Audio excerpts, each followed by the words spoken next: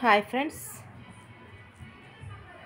Present topic అంతర్జాతీయ albinism అవగాహన దినోత్సవం జూన్ 13.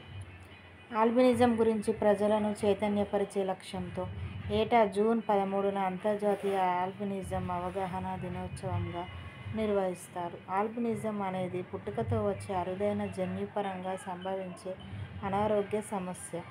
దీనివల్ల జుట్టు, చర్మం, కళ్ళల్లో మెలనిన్ అనే వర్ణద్రవ్యం లోపించి మొత్తం శరీరం తెల్లగా లేదా లేత గులాబీ రంగులోకి మారుతుంది.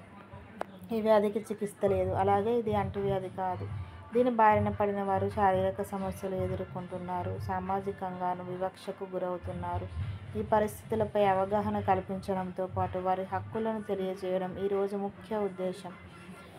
చారిత్రక నేపథ్యం 2000 కాలంలో టాంజానియాలో ఆల్బినిజం ఒక ప్రధాన సమస్యగా ఉండేది. వారిని దుష్ట శక్తులుగా భావించి హత్య చేసేవారు.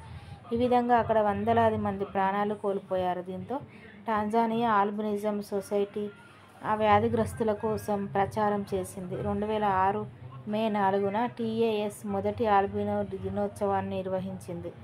2009 నుంచి దీన్ని జాతీయ ఆల్బినో దినోత్సవంగా పిలుస్తున్నారు.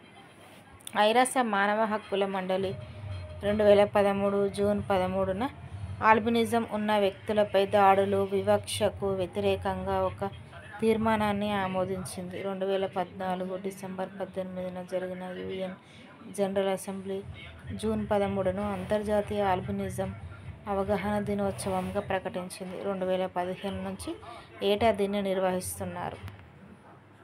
Thank you for watching.